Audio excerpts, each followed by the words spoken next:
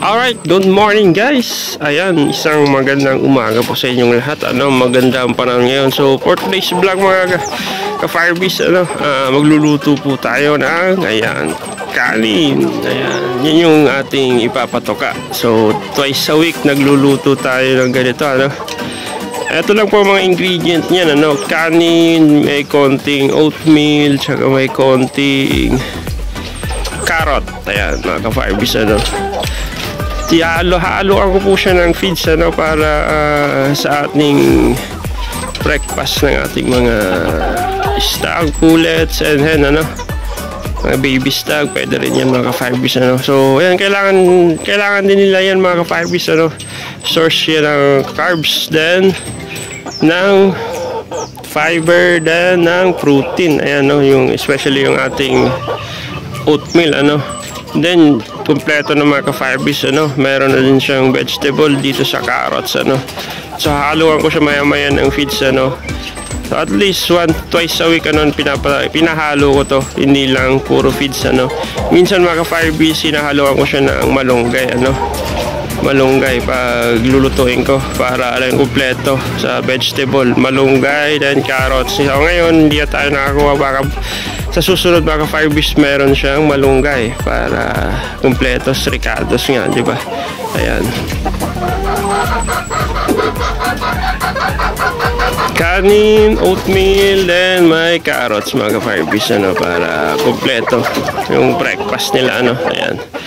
So ayan, pakain na natin sa kanila mga ka-firebeast dahil gutom na sila, ayan. Sige mga ka-firebeast, let's go. Samahan nyo magpakain mga ka-firebeast, let's go. Ayun mga ka-firebeast, lagyan muna natin siya ng vitamins. Ayan, Vitamin Pro. Ayan yung ginagamit ko, para kompletos, ricados, tapos ayan, pag nalagyan na natin siya ng Vitamin Pro, then Vitamin Pro, baka naman Battlecat products yan mga ka-firebeast, ayan mga ka-firebeast, lagyan na natin siya ng feeds. Ayan,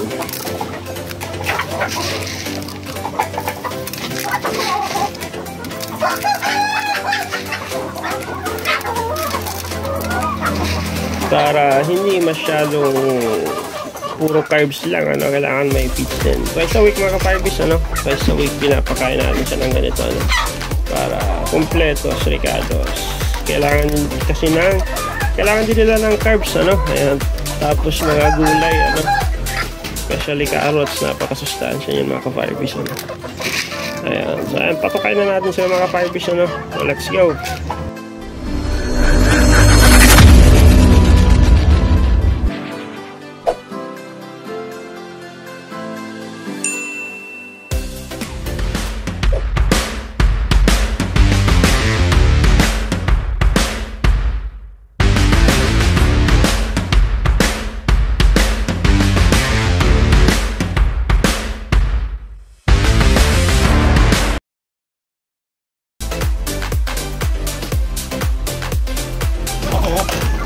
So yun mga ka-firebeast, ayan, napatoka na natin sila, ayan, maganang kumain mga ka-firebeast, ayan, yung isa, mga stag, actually baby stag pa lang, nasa 4 months pa lang sila mga ka-firebeast, ayan, ouch, okay, takaw nilang kumain mga ka-firebeast, yun yung kagandahan sa mga Peruvian, ikaw yung mamomroblema sa pakain.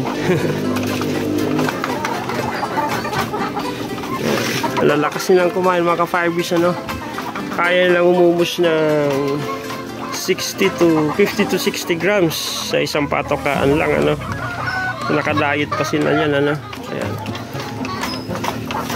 Yun yung ating mga pang-export next year, mga big breed to giant breed mga ka-firebeast, so pag gabi kinukulong ko sila, then pag umaga limber sila, sinasanay ko na sila sa lupa at sa tali. Morning then nakalimber, tapos hapon binabalik ko sa kulungan nila mga ka-firebeast, para ayun, may hardening na tayo, no? Nasa hardening process na tayo mga ka-Firebees. Ito yung iba mga ka-Firebees, ano? Ito yung broadcock black knight,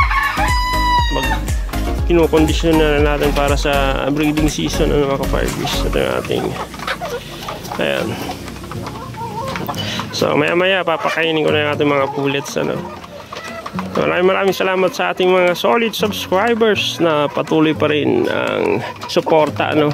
So kung ngayon lang kayo napadpad sa ating channel, kung bago ka pala mga ka-Firebees din at nagustuhan mo yung ating mga content, ano, please subscribe at paki-hit na rin ang notification bell button para updated po kayo lagi sa ating mga videos, ano. Maraming salamat po and God bless sa ating mga ka-Firebees dyan out there, ano. Sana marami kayong natutunan sa ating mga videos, ano. Ayan, so thank you, bye bye.